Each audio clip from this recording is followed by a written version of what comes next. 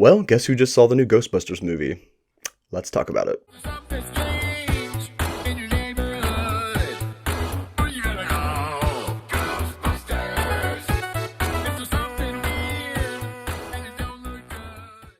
Hello readers and digital people, and welcome back to GP Reads. I am your host, Grant Reads, and if for anybody who knows me well, you know that Ghostbusters is a very special movie series to me. Not only is it a special movie series because, well, it's campy and scary and just all the stuff that I like, but it is actually the movie that my parents went to go see on their very first date. So if it wasn't for Ghostbusters, if it wasn't for my dad needing someone for a date to go see Ghostbusters, the movie, I would not exist. So I kind of owe this movie my life, if you want to think about it that way. Yeah, I still have a little bit of the Slimer slime slushy in this one. Now with the ICEE brand, usually green is like a green apple, but this was different. This was kind of like a lime, and it was a really nice change of pace. It was actually pretty good. And I really like what they did with the souvenir cup. They're nice sturdy plastic, so you can definitely keep them. They're not the best quality, of course, but they are pretty good. And we got the ICEE polar bear roping in the ICEE logo with this plasma beam. So that was a really cool touch.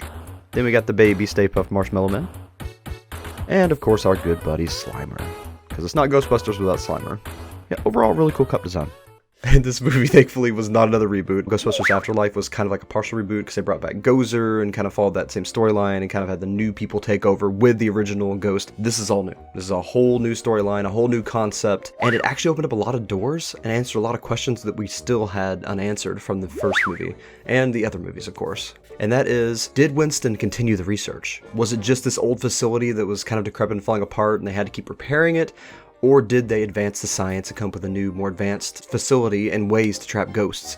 Or did they stop at just the packs, the proton packs, and, you know, the little advancements? You know, the little car with the trap on it, and they've actually got some new ones of those, too. I'm not going to go into spoilers in this one, but they actually do have new ways of trapping ghosts, which is really cool. Again, I don't want to spoil things, but they have really advanced the science, and they found new ways to study ghosts, and they kind of bring a whole new perspective to them. And of course, in the older movies, there's human-like ghosts, but they've always been kind of monstrous. Like, even the librarian, she kind of turns into, like, basically like this demonic creature and chases them. And then you have ghosts like the zombie people here. But in this one, they show that, yes, these are definitely human spirits that have crossed over. They're not these mutant beings. Now, I'm not going to say there aren't weird, monstrous, mutant spiritual creatures that aren't human in this world. I think there definitely are. I think Slimer, I don't think he was ever a human. I mean, he might have been, but I don't think he was. But there are actually people too. And it gives us a brand new look into that. How the ghosts in this world have unfinished business, and that's why they can't cross over, how they do cross over. And I think Emily Lynn does a really good job at showing someone who's been trapped on Earth for a while. Again, I don't want to go into spoiler territory, but she does play a spirit in this Ghostbusters movie, and it really brings a human element to the spirits that wasn't there before.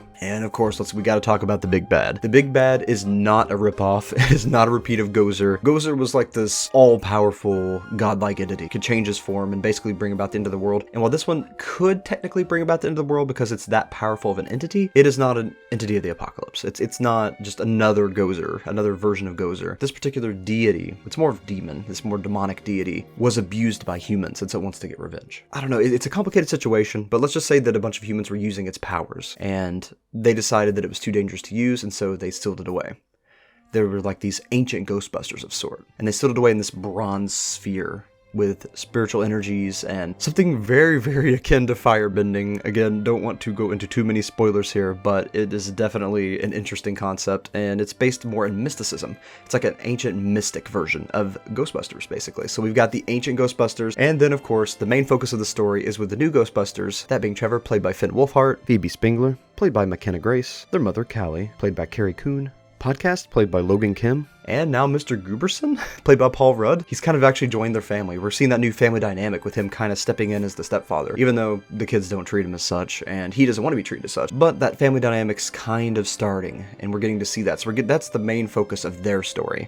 We've also got the original Ghostbusters. We've got Bill Murray coming back to play Dr. Peter Venkman. We got Dan Aykroyd coming back to play Ray Stantz. And of course, we have Ernie Hudson coming back to play Winston, which is a big part in this one. Winston had bought the firehouse and restored the Ghostbusters so they could continue busting ghosts, because ever since the original Gozer event, ghosts are just attracted to this place, and all the spirits that were dragged there by the paranormal phenomenon have not left. They're still there. So it's still a paranormal hotspot, and they're really just trying to solve the original issue. Again, it's not connected directly to that. That's just why there's still ghosts there.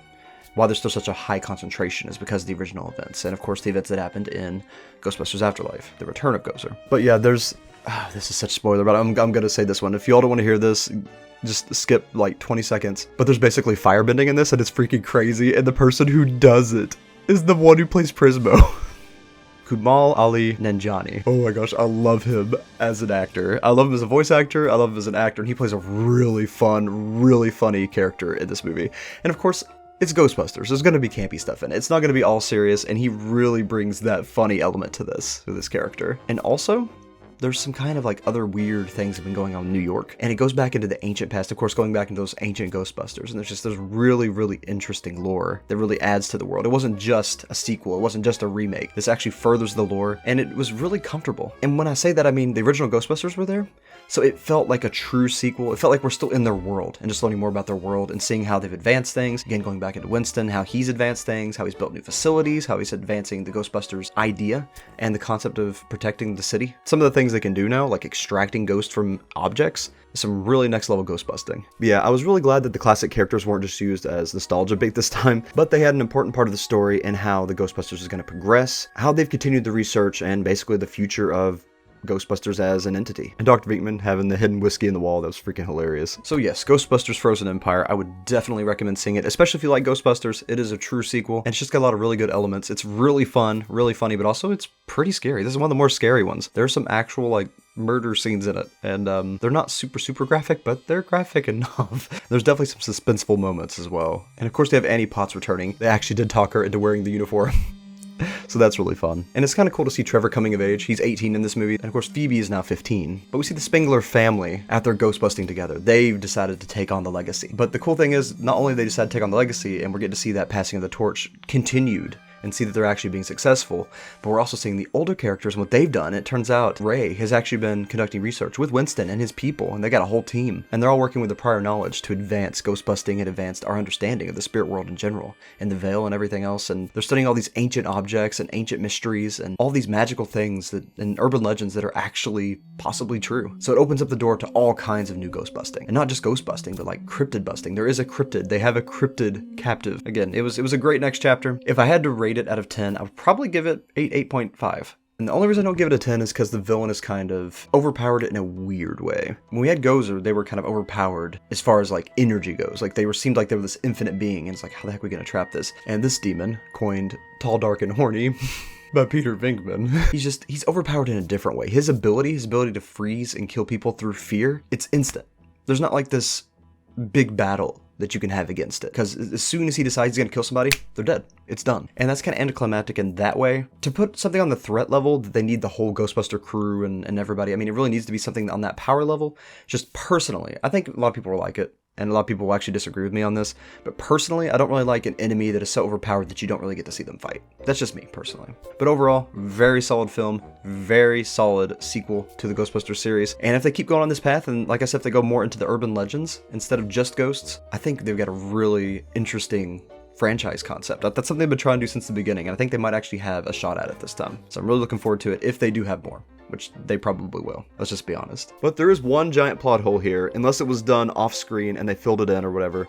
But the pole, the freaking fire pole, if they cut a giant piece out of it to enhance their equipment, how are they all sliding down it? How is it not breaking? Because that thing is not structurally sound now. Did they repair it off screen? I mean, I need answers here. The paradox. It's a freaking paradox. Yep, great movie, great sushi, and I'll see you all in the next one. But until then, as always, keep your eyes wide open and never stop reading. I'll see you all. I'd like to take this opportunity to thank these patrons and channel members for making GP Reads possible. Lily Ardette, Free Spirit Katie, Dobby's Music, Jerry Mullins, CNK114, Granny Monster, and Agnieszka. Thank you all again for allowing me to do what I love. If you'd like to have your name on this list, you can join any tier on the Patreon linked below, or join this YouTube as a channel member. Thanks again for watching, and I'll see you all next time. Peace out!